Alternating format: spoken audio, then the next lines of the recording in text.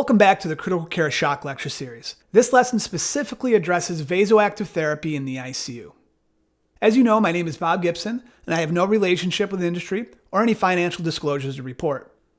Before moving forward, we'll briefly go over the objectives and goals. First, I'll provide you with a solid introduction to vasoactive agents, followed by a brief discussion on specific receptor agonism. Then we'll specifically discuss vasoconstrictors, vasodilators, inopressors, and inodilators. And then lastly, we'll wrap up the presentation with a quick discussion on the feasibility of running catecholamines via peripheral IV. Now, I want to point out that I really intend this lecture to resemble an owner's manual of sorts on the pharmacological tools in our toolbox to treat shock. This lecture isn't going to be an advanced discussion into the cellular mechanisms of action. In addition, with few exceptions, we'll reserve the in-depth literature discussions once we get to specific disease processes and shock classifications in subsequent lectures. First, let's go over some simple definitions to prime our discussions. First, we have vaso. Now, vaso is a prefix to many common words in critical care. It's taken from the Latin word vasum, meaning vessel. Next, we have constrictor or pressor, and this is a suffix to vasoconstrictor or vasopressor. It refers to the action of smooth muscle that causes narrowing of a vessel, producing an increase in SVR and usually an increase in blood pressure. Next is ino. This is a prefix to inotropy. This is the action of influencing cardiac contractility. A positive inotropic drug would increase contractility, where a negative inotropic drug would decrease contractility. Then we have dilator, a suffix to inodilator and vasodilator. If a constrictor causes smooth muscle to narrow a vessel, conversely, a dilator causes smooth muscle to relax and widen the lumen. This decreases SVR and most of the time blood pressure. Then we have chrono meaning relating to time. We see it in the word chronotropy, i.e. influencing of the heart rate. If we have a negative chronotropic medication, it decreases heart rate. If we have a positive chronotropic medication, it increases heart rate. Now, a few things to discuss before moving forward. A few quick clinical tidbits, you could say. First, most of these medications we're going to discuss increase myocardial oxygen consumption. We also know that prolonged catecholamine infusions can cause cardiotoxic effects. We know this as catecholamine cardiotoxicity. Next, vasoactive agents only address afterload and sometimes contractility. These medications don't directly affect preload. I stress directly, and I'll discuss this in more detail shortly. But not to digress, you always need to address preload and fluid responsiveness. And then lastly, catecholamines require a narrow pH range to appropriately exert their effect. And we've all probably seen this occur. We keep cranking up our doses of catecholamine, see that they're not working, grab a blood gas and see a pH of 7. These drugs don't work well, if at all, in these acidotic environments. Now let's take a look at vasoactive medication classes. So these classes might look a bit different from traditional teachings, but over the years I found that the following terminology really helps us understand these medications' hemodynamic actions. First, we have vasoconstrictors, or vasopressors. As the name implies, the medication constricts and makes the lumen of the vessel narrower. This increases SVR and most of the time blood pressure. Then we have inopressor. Ino meaning contractility and pressor meaning constriction or narrowing. So an inopressor increases contractility and causes vasoconstriction. Then we have inodilators. Inodilators are medications that cause increased contractility and vasodilatation. And then lastly, we have vasodilators. And again, as the name implies, this causes a widening of the vessel lumen and it decreases the SVR and sometimes the blood pressure. Now I'd like to circle the wagons back to the vasoconstrictor class.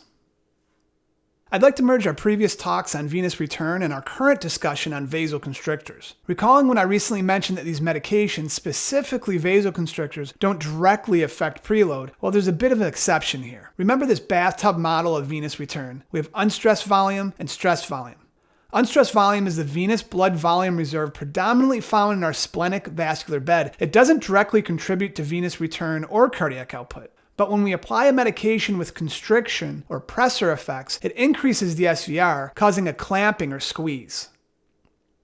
This reduces peripheral venous capacitance, and it leads to an increase in stressed volume, which increases the mean systemic pressure, thus increasing venous return, and under ideal situations, increases cardiac output. So we've learned the hard way from historic experiences that we always want to address the volume status. We want to fluid resuscitate when appropriate, and we don't want to solely rely on this clamping, squeezing mechanism that I just described. We rather think of this effect as an additive mechanism when resuscitating a shock patient. Moving on to what I like to refer to as endogenous defenders, in other words, words, these are compounds that our body uses to regulate mean arterial pressure every day. It shouldn't be surprising to anyone that these compounds are what we're left with as tools to moderate the blood pressure and cardiac output in the ICU. First, we have our catecholamines. These are also referred to as adrenergic agonists, also known as sympathomimetic, the most primal being epinephrine. Then we have vasopressin, and then the renin-angiotensin-aldosterone system. There seem to be some signals in literature that might suggest approaching the shock patient in this multimodal approach may produce favorable results. Minimizing or reducing catecholamines may reduce tachyarrhythmias and toxicity. And while we might be privy to some of these signals in literature, we don't fully understand how this should be rolled out to our patients yet.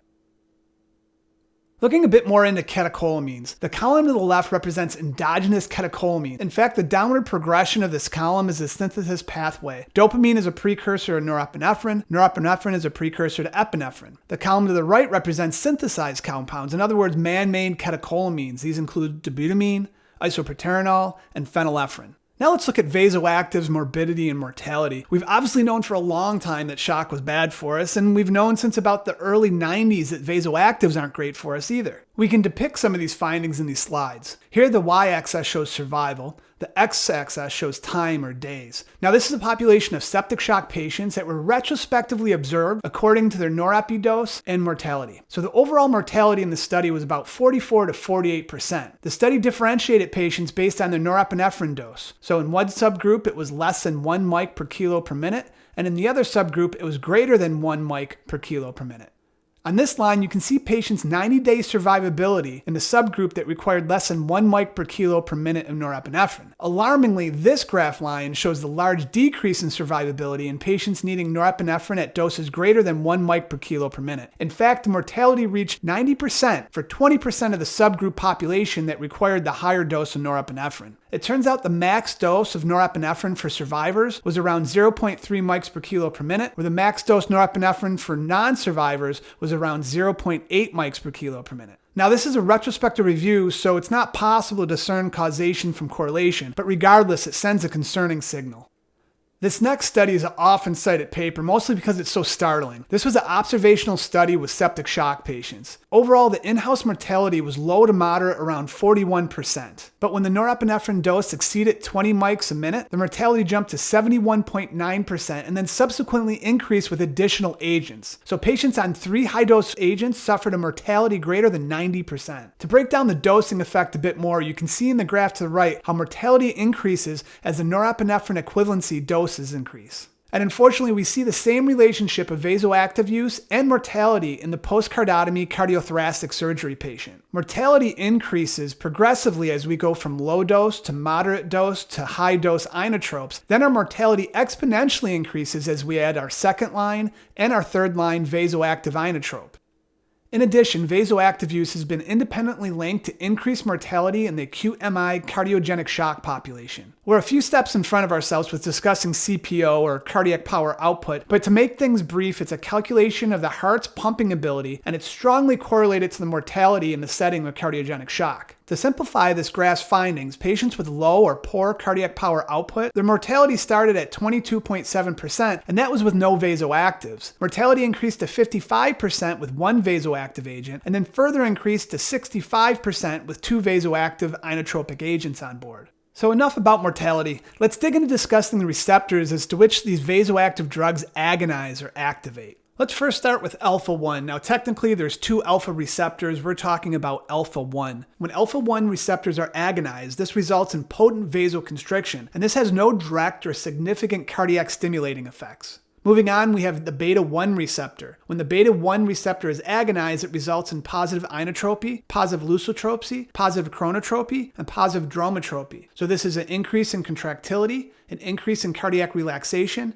an increase in heart rate, and an increase in AV nodal conduction. Moving on, we have the beta-2 receptor. When the beta-2 receptor is agonized, this results in venous and arterial relaxation or dilation. Then we have the dopaminergic receptors. And to the best of my knowledge, there's actually 5 dopaminergic receptors. The ones we care most about, in critical care at least, is D1, D2, and potentially D4. When the dopaminergic receptors are agonized, this results in renal, mesenteric, cerebral, and coronary vessel dilatation. It also increases natriuresis. So natriuresis is the excretion of salt, And we know wherever salt goes, water follows, so this also increases diuresis. In fact, dopamine is an antagonist to antidiuretic hormone. Breaking that down in plain English, antidiuretic hormone tells us not to urinate. Dopamine antagonizes that, in fact, and increases our urination or our diuresis. Then let's move down to our vasopressin receptors, and we have V1 and V2 receptors. More specifically, V1A is responsible for vascular smooth muscle constriction, and obviously this stimulates vasoconstriction.